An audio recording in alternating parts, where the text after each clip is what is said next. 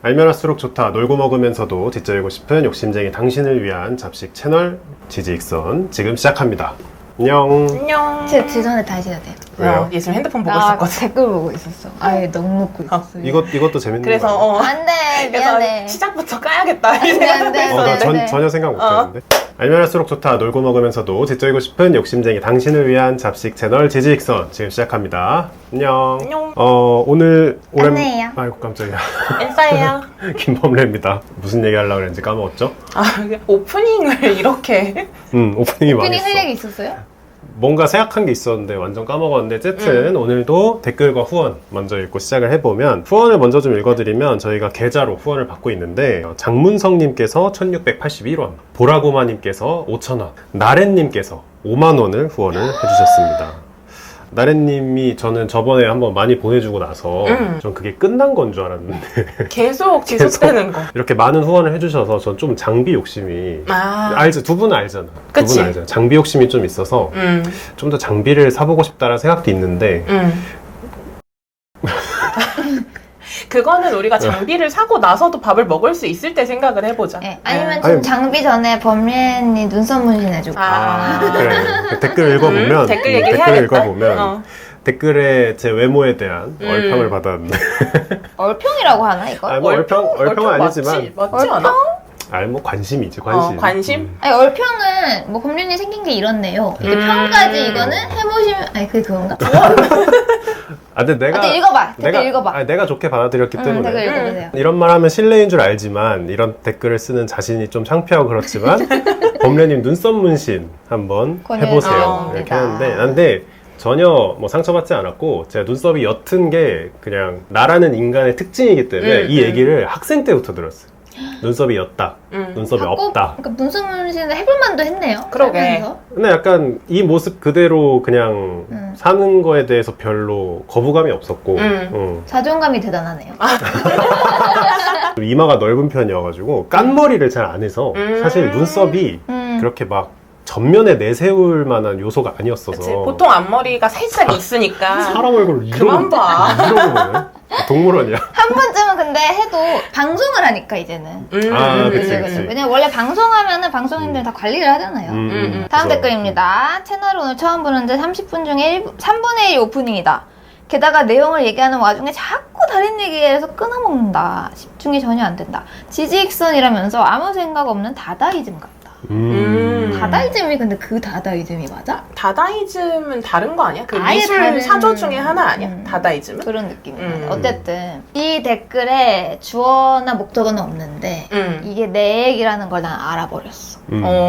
몰랐어? 몰랐어. 근데 내 얘기인지 몰랐어? 그런 댓글 처음 아니잖아. 근데 내용을 얘기하는 중에 자꾸 다른 얘기에서 끊어먹는다. 뭐 나일 수도 있지. 난 아니겠지만. 우리 셋 다 그럴 수 있어. 다른 서로 발제를 할 때 사실 서로의 그 관심사가 많이 다르잖아, 세 명이. 그치. 그래서 나는 뭐 크게 뭐 개의치는 않았는데. 근데 나도 왜냐면 그날 내가 말을 많이 하려고 노력했던 것도 맞고 평소보다 내가 방송을 모니터링을 했는데 나도 좀 느껴지더라고. 난 재밌었어. 나도. 그리고 팟빵 듣다가 시각자료 보려고 오게 됐다고 그 무기편에 댓글 달아주셨는데 무기편 지금 되게 잘 되고 있어요. 그러니까 시각자료가 있으면 확실히 유행 요인이 되는 것 같기도 해서 앞으로도 좀 많이 하면 좋을 것 같아. 나만 갈리는 거지. 편집. 우선 전쟁과 무기사 에피소드 얘기를 잠깐만 해보면 조회수가 되게 잘 나왔어. 그러니까 이게 절대적으로 잘 나왔다 이런 느낌보다는 지금 동시간대 통계 내려봤을 때 1위. 우리 여태까지는 공지방송 1위였어. 유튜브 데뷔합니다. 왜냐면 내가 뭘 느꼈냐면 범례가 좀 발제가 인기가 있는 것 같다. 범례가 스피커인 게 인기가 좀 있다. 그러니까 범례 주제가 좀 뭐라 해야 돼? 그러니까 대중성이 좀 있는 것 같다. 그러면 이제 호스트로 하고 우리가 패널을 하자. 나도 나쁘지 않아. 나쁘지 않지. 근데 이게 팟캐스트 할 때는 주변에서 칭찬해주면 끄덕끄덕 해야 돼. 이거 카메라 있으니까 되게 부담스럽다. 원래 우리 팟캐스트 할 때 범례 칭찬 있으면 자기가 먼저 읽고 우리가 얘기하면 맨날 이러는데 우리가 까지. 그걸 네가 읽은 거야? 그래서 오늘도 내가 발제를 진행을 하는데 지금 바로 전쟁의 무기사를 이어서 하는 건 아니고 우리가 뉴스 브리핑이라는 좀 시의성 있는 주제들을 다루는 약간 곁다리 프로그램을 우리가 팟캐스트에서 꽤 오랜 동안 했었는데 지지익선 뉴스 브리핑. 이제 그게 이제 유튜브에서 하나로 합쳐지면서 이번에 좀 시의성 있는 주제를 가지고 왔다. 제목이 어떻게 나갈지 모르겠지만 내가 지은 제목은 세계의 리더십 위기. 세계의 모든 사람들이 리더십의 위기가 왔다 라는 뜻인데, 뭐 이런 얘기 하면 가장 먼저 우리 머릿속에 떠오르는 건 미국 대선? 뭐 올해 좀 있으면 미국 대선이고 또 워낙 시끄럽잖아 지금. 그리고 누가 되든 공화당에서 되든 민주당에서 되든 녹록치 않은 길을 가야 돼. 지금 후보 이름 얘기해 주시죠. 트럼프, 공화당 트럼프고 민주당은 바이든이고. 바이든. 이거 왜 데자뷰지? 왜냐면 옛날에도 트럼프가 될까, 바이든이 될까, 뭐 내기해보자, 뭐 이런 얘기 했었던 거 맞아, 같은데 맞아. 그대로네. 그래서 어디가 돼도 지금 힘들지. 힘들고 그래? 인기 자체도 많이 떨어졌어, 둘 다. 테일러 스위프트가 새로운 대선 후보로 거론되고 있다는 얘기가 농담이 아니라 있어. 그래. 그 약간 근데 정치적으로 불안한 그런 나라에서 다 그런 얘기가 나와. 아르헨티나에서 메시가 나오면 대통령이 될 확률이 뭐 90%다 뭐 그런 얘기가 있듯이, 그러니까 정치적으로 혼란하다는 얘기인데, 오늘은 미국 얘기도 물론 할 거지만 미국뿐만 아니라 보통 선진국이라고 얘기하면은 묶는 그룹이 하나 있어. 뭐, 우리나라 껴? 우리나라 못 끼지. 아직도 못 껴? 못 끼지. 아, 7개의 나라. G7. G7. G7의 모든 국가가 지금 리더십이 위기다. 이탈리아 빼고. 이탈리아도 이따 뒤에서 그래? 얘기를 해보겠지만 조금 위기를 겪고 있고. 아, 그럼 어쨌든 오늘은 그럼 G7 국가를 비롯한 전 세계 리더들의 위기. 위기에 대해서 다룰 것이다. 공교롭게도 우리나라는 피해가고. 근데 우리나라도 사실 정계가 왜? 아니, 우리나라도 쉽지 않지, 지금. 쉽지 않지. 쉬었던 적이 있나? 없지. 쉬었던 없지. 적 없는데, 우리나라는 지금 거론할 만큼 세계 무대에 나갈 준비가 안 됐나 봐. 그 급은 또 아니다. 아닌가 봐. 그러니까 바이든 트럼프 사태에 비하면 평화로운 편이다, 나름. 이제 국력이 거기까지 닿지 못했다. 그들의 리그에 낄 수 없다. G7까지는 쉽지 않으니까. 어쨌든 프랑스가 요즘 또 가장 말이 많은데, 프랑스 먼저 좀 짧게 얘기를 해보면 워낙 많은 뉴스에서 다뤘었기 때문에. 그분이 수장이죠? 그 마크롱. 젊은 분? 마크롱. 에마뉴엘 마크롱 대통령이 2017년부터 오래 지금까지 하셨네. 집권할 당시에 30대였지. 야, 우리 나이 때 그치. 대통령이 된 거야. 30대 미친 거 후반, 아니야? 30대 후반이긴 했어. 그때 돼서 2022년에 연임이 확정돼서 지금도 집권을 하고 있고, 2027년까지 마크롱 대통령은 정권을 이어갈 예정인데, 그러면 뭔 문제가 있어? 2027년까지 그냥 가는 거잖아. 근데 이제 마크롱이 소속되어 있던 이제 여당이 1차 총선 투표에서 참패를 했어. 중도 연합인가? 뭐 그런 이름인데? 어쨌든 1차 총선에 참패를 했는데, 어느 정도 참패를 했길래 지금 오늘 자리뿐만 아니라 온갖 언론에서 다 난리냐면, 여당이 전체 정당 투표에서 3위를 했어. 이거는 사실 있을 수가 없는 일이야. 있을 수가 없는 일. 없지. 여야가 이제 1등을 하냐, 2등을 하냐. 그치? 못하냐의 그치, 문제였던 그치. 거지. 3등을 하냐는 좀 다른 문제다. 그치. 우리나라만 생각해도 거대 여당, 거대 야당, 사실 양당 체제는 아니지만 사실상 양당이 싸우는 체제잖아. 그치? 보통 여야가 싸우니까. 근데 지금 집권 중인 대통령의 당이 3등을 했다. 아직 2027년까지 임기가 남았는데, 정말 마크롱 식은땀 나는 결과가 나온 거야. 그래가지고 지금 전 세계 정말 언론에 대서특필이 되고 있고, 더 심각한 건 뭐냐면 투표율이 올라간 상태로 나온 결과야. 투표율이 떨어져서 관심이 없어서 그런 게 아니라. 전혀 아니고. 그러니까 득표를 더 받아내면 순위를 바꿀 수 있는 뭐 그런 여지가 있는 상황도 아니라는 그치. 거지. 뭐 투표 안 한 분들이 투표해주면 이길 수 있습니다가 아닌 거야. 오히려 말려야 되는 거 아니야? 나가지 마세요. 2022년에 1차 투표 똑같이 이제 했었던 적이 있는데, 예전에 2022년 1차 투표를 했을 때보다 투표율이 19%포인트가 올랐어. 엄청 많이 올랐네? 그래서 뭔 일 있었어? 그만큼 이제 불만이 많은 거야. 그래서 66.7%의 투표율을 보였다고 하는데, 그러니까 국민들이 투표를 더 많이 했어. 근데 3위다. 솔직히 나는 내가 마크롱이면 아무 생각도 안 날 것 같아. 그치. 그래서 너가 마크롱이 아니야. 너가 마크롱이라면 생각을 했을 텐데. 생각이 계속하고 있을 거라고.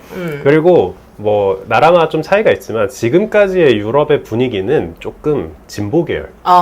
좀 더 인본주의적이라고 해야 되나? 좀 더 아무래도 선진국스러운. 선진국스러운, 그치. 딱 선진국스러운 그런 뭔가 정책들을 많이 펼치는. 근데 이번에 그 마크롱의 정당이 3위로 가면서 1위로 누가 갔냐? 강경 우파 세력이라고 하는 이제 국민연합. 르펜. 르펜, 그치. 르펜이 이제 당대표로 있는.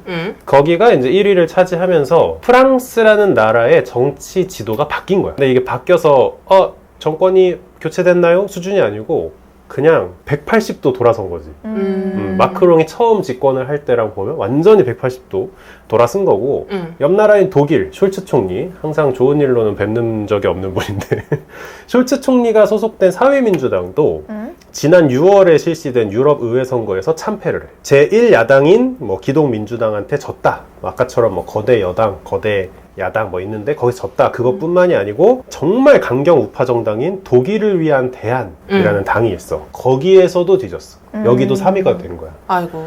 근데 이건 좀 우려가 섞인 시선으로 보는 게 독일을 위한 대안. 이 정당은 2013년에 창당이 됐는데 창당됐을 때부터 말이 정말 많았어. 그때부터 이게 네오나치냐 아니냐 뭐 이런 얘기도 많았었고. 그러니까 뭔가 펼치는 사상이나 그런 얘기들이 너무 극우 성향의 포퓰리즘에 가까운 곳이어서 뭐 독일에 그런 정당이 있다, 뭐 독일이 그런 뭔가 강경 우파 세력이 있다 그 정도로 치부되는 게 아니고 얘네 조금 위험하다. 그런 정도로 얘기가 나오는데 그러면 이 독일을 위한 대안이라는 당에서 무슨 얘기를 주로 하냐. 물론 정당의 그런 기조라는 건 바뀔 수도 있지만 지금까지 얘기한 걸 쭉 얘기해 보면 우선 유럽에 대한 금융지원 반대. 우리가 유럽 국가를 전부 다 묶어내는 EU를 얘기를 할 때 잘 나가는 EU 국가들이 좀 아래 경제적으로 어려운 EU 국가들한테 금융 지원을 많이 해. 그래서 뭐 독일이 그리스에 지원을 하고 그런 걸 많이 했지. 메르켈 총리 때. 근데 그런 거 하지 말자. 각자 살아야지. 뭐 뭘 도와줘. 우리 나라도 어려우니까. 그리고 또 얘기하는 게 유로화 반대. 마르크화로 회귀해야 된다. 영국이랑 또 비슷한 소리를 하고 있는 거고. 난민 진짜. 유입 당연히 반대. 다들 어려워지나 봐. 그러니까 이게 극우라고 하면은 약간 착각할 수 있는 게 자유무역이나 이런 거를 더 찬성할 것 같고 그런데 유럽에서 말하는 극우 같은 경우에는 지금에는 완전 고립주의적인 거라서 다 막고 난민도 막는 것 뿐더러 경제적으로도 막는 거지. 맞아. 그러니까 약간의 그 트럼프가 그렇게 좋아하는 보호주의, 자국 먼저. 자국 우선주의를 좀 내세우는 거고 난민 유입 반대, 이민자 추방, 반동성애 그리고 신기하게도 친러시아 성향 그런 게 좀 있다고 해. 그래서 여기는 앞으로 더 많은 기사가 나올 것 같아. 독일 같은 경우는 숄츠 총리의 지지도가 워낙 안 좋기 때문에 영국으로 넘어가 보면 영국 상황 안 좋은 건 뭐 유명하지만 요즘은 더 안 좋아졌어. 얘기가 좀 많이 나오고 있는데 리시 수낙 총리가 집권한 지도 꽤 시간이 지났는데 얼마나 됐어? 한 몇 년 되지 않았나? 그래 한 1년 반 정도 되지 않았나? 그 전에도 같은 당 여성 총리분이 한 분 계셨는데 그분이 최단기간 총리를 하셨잖아. 엄청 짧게 문제가 많아가지고. 그래서 어쨌든 이 리시 수낙 총리가 지금 집권을 하고 있는데 7월 4일 진짜 며칠 전에 이제 총선에서 집권 여당인 보수당은 참패를 했고 야당인 노동당이 이제 거대 이제 집권당이 야당이 됐는데 그러니까 과반 이상의 당이 됐는데 어느 정도냐면 650석 중에 410석을 차지했다. 와. 엄청난데? 엄청난 거야. 보통 어느 정도인데? 보통인 걸 떠나서 지금 집권 중인 당이 과반을 못 넘었다 수준이 아니고 지금 뭐야 650석 중에 410석을 뺏겼으니까. 그 심지어 그 한 당한테 뺏긴 한 당한테 뺏긴 거야. 그래서 이렇게 뒤집어졌는데 이게 영국에서 거의 14년 만에 일어나는 일이다. 그러니까 보수당이 계속해서 집권을 하고 있었는데 14년 만에 이런 일이 생겨서 정권 교체가 이루어질 거라고 예측을 하고 있어. 근데 시끌시끌하네. 근데 영국도 그러면은 국민들이 지금 하고 있는 총리에게 불만이 그냥 많은 거야? 많은 거지. 근데 계속 얘기하겠지만 지금 전 세계에 있는 모든 국민들이 현 정부에 대한 불만이 많아.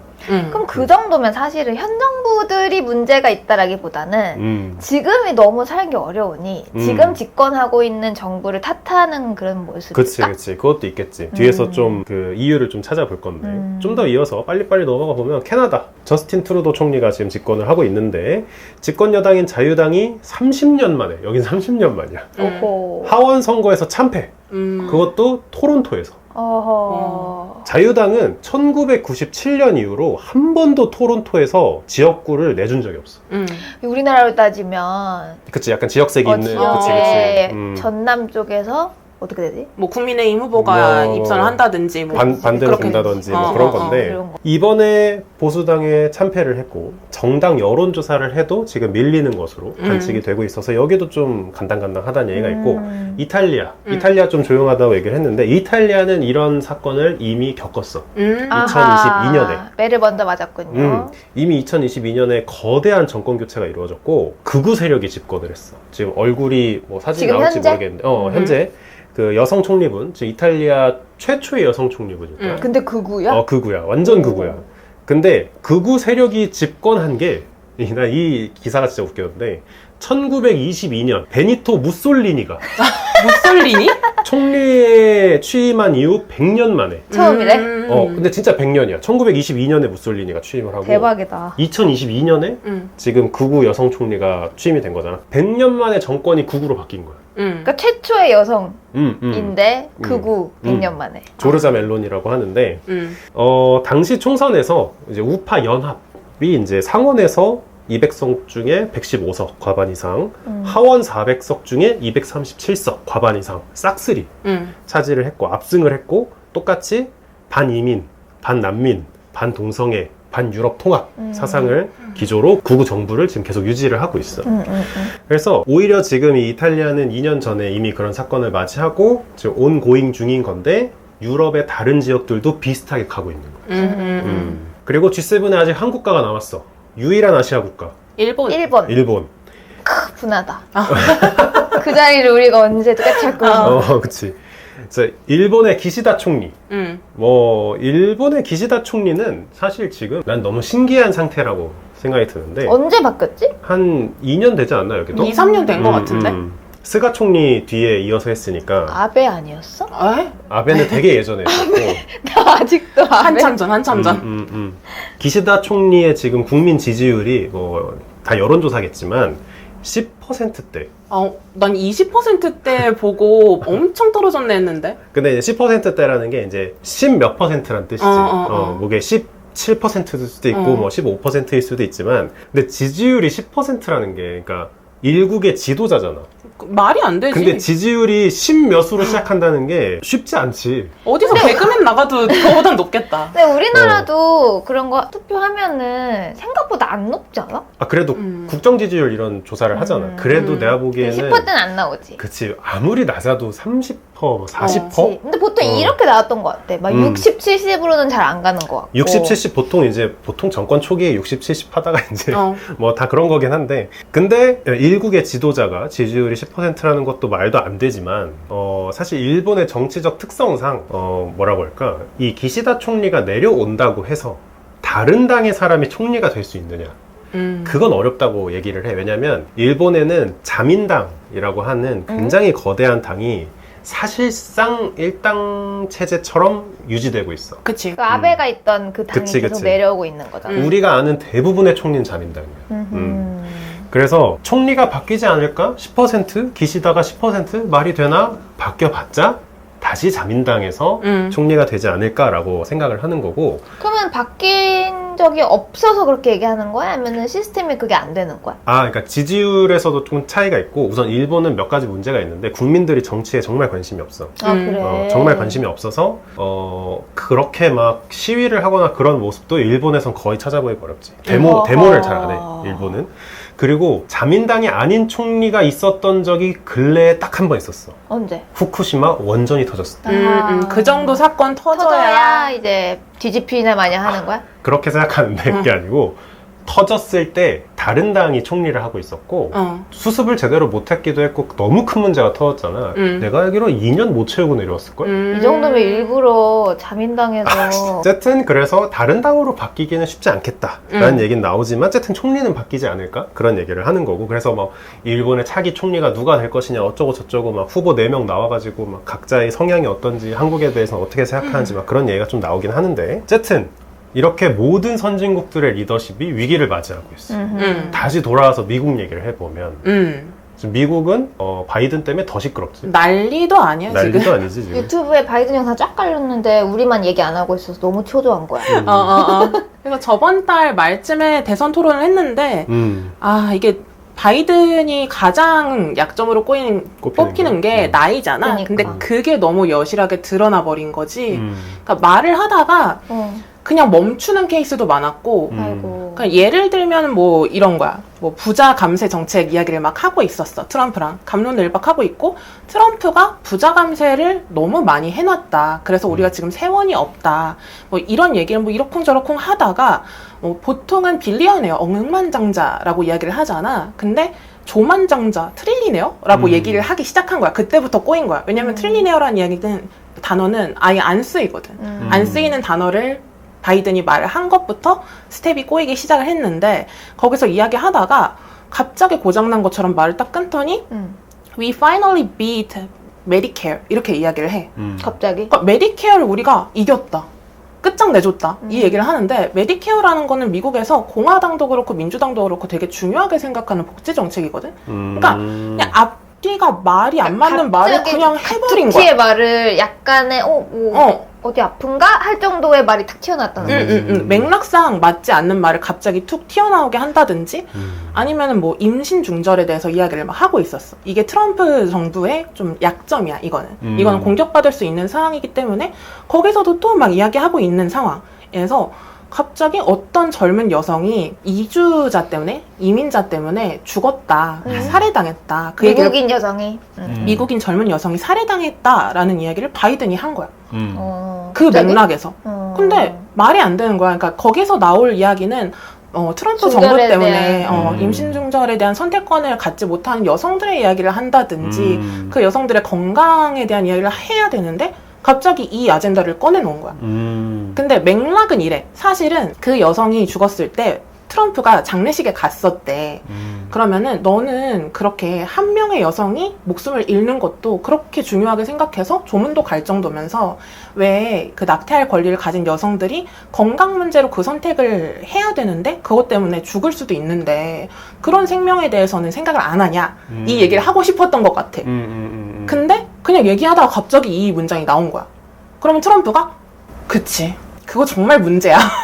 그래 젊은 여성이 이민자 때문에 그렇게 죽었어 라고 해버린 거야. 그 아젠다를 아예 뒤집어 버린 거야. 이민자 문제로 자기한테 유리하게. 말을 잘못했네. 아니 근데 트럼프도 나이가 많잖아. 트럼프도 엄청. 70대고 78? 근데 바이든 같은 경우 78보단 조금 어릴 것 같은데 바이든은 지금 82이 될 거고 이제 11월 되면은. 근데 그 두 분이 3살 차이밖에 안 나. 그러니까 또래야. 근데 그게 확 튀게 거기서 이제 문제가 생긴 것 같고. 그래서 답답한 게 바이든을 뒤이을 후보가 없었다는 게. 없다라고 이야기를 하는데 그래도 민주당 내에서는 그냥 바꾸는 게 낫지 않겠냐라는 얘기가 계속 나오는데 트럼프를 이기기 위해서라도 제일 쉬운 방법은 카멀라 해리스. 카멀라 해리스라고 부통령인데 부통령이 이어가는 게 그림은 좋지만 3년 반 동안 부통령을 하면서 인기가 없었어. 그냥 존재감이 없었어. 그러니까 트럼프만큼의 이제 파워가 있는 사람이 없는 거지. 트럼프만큼 없어도 되긴 하는데 그냥 인기 자체 별로 인지도가 없는 거야. 누군지 몰라. 누군지도 그러니까 누군지 알아도 난 저 사람이 대통령감이라고 생각을 잘 안 하는 그런 분위기이기도 하고 그리고 바이든이 본인이 지금 내려올 의지가 없는 것처럼 보이는? 근데 이거는 어떻게 보면 내려올 의지를 비치면 안 되는 상황이지. 그치. 그래서 휴맨십도 있어야 되니까. 민주당 내에서도 그래서 질 바이든 그 와이프한테 계속 얘기 좀 해달라. 잘 좀 얘기해달라. 이렇게 얘기하고 그 민주당 중진들도 오바마한테 막 서신을 보내서 제발 말 좀 잘 해달라. 뭐 이렇게 하고 있는데 어떻게 될지는 모르겠어. 뭐 바이든이 내려온다고 끝날 문제가 또 아니잖아.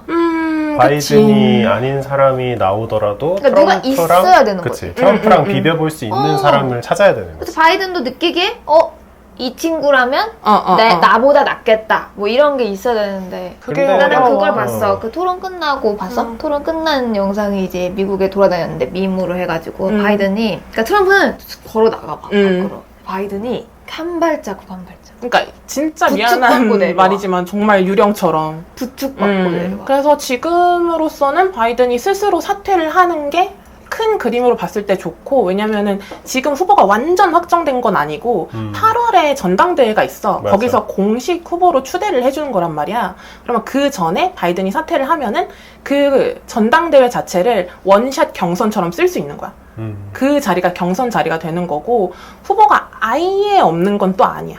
아예 없는 건 유력 아니야. 후보는 누구야? 바이든 다음. 카멀라 해리슨 말고는 미셸 오바마 얘기도 미셸 가끔 오바마는 나오던데. 안 될 것 같고, 힐러리는 사라졌네. 힐러리도 안 될 것 같고, 음. 그 그레친 위트머라고 미시건의 주지사가 있어. 근데 이분은 70년대생 여성이거든. 근데 어리네. 이분은 어리고, 그 미시건주에서 주지사를 재선을 되게 큰 표 차이로 이겨서 하게 됐단 말이야. 근데 미시건주랑 펜실베니아랑 위스콘신 이렇게 세 개 주가 스윙 보트야.